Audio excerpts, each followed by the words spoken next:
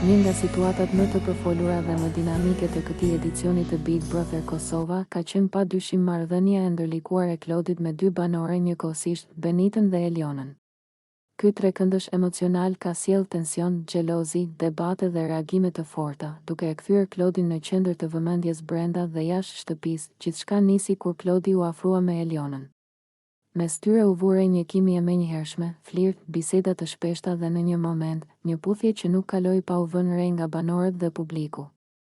Ky veprim shkaktoi reagimin e Benitës, e cila, edhe pse nuk e kishte pranuar hapur ndjenjen e saj për Klodin, u shfaq dukshëm xheloze.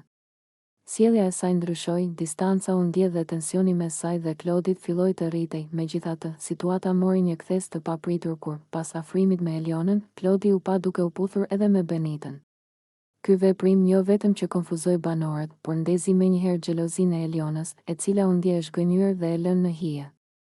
Ajo e përjetoi këtë si mungesë sinqeriteti dhe lojë të dy fisht nga ana e Klodit, duke mos e fshehur pakënaqësinë e saj. Kështu, Klodi u gjend në mes të dy vajzave, ku secila reagoi në mënyrën e vet. Benita e shprehu xhelozinë përmes përballjeve të drejtpërdrejta dhe qëndrimeve të forta, ndërsa Eliona u tregua më emocionale, duke reflektuar dhe duke kërkuar sqarime.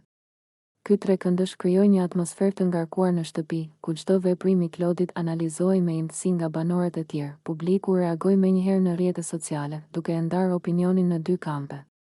Disa e pan Klodin si lojtar strategjik që po përfiton nga situata për të qëndruar në qendër të vëmendjes, ndërsa të tjerë e kritikuan ashpër, duke e akuzuar për mungesë ndjenjash të sinqerta dhe për manipulim emocional.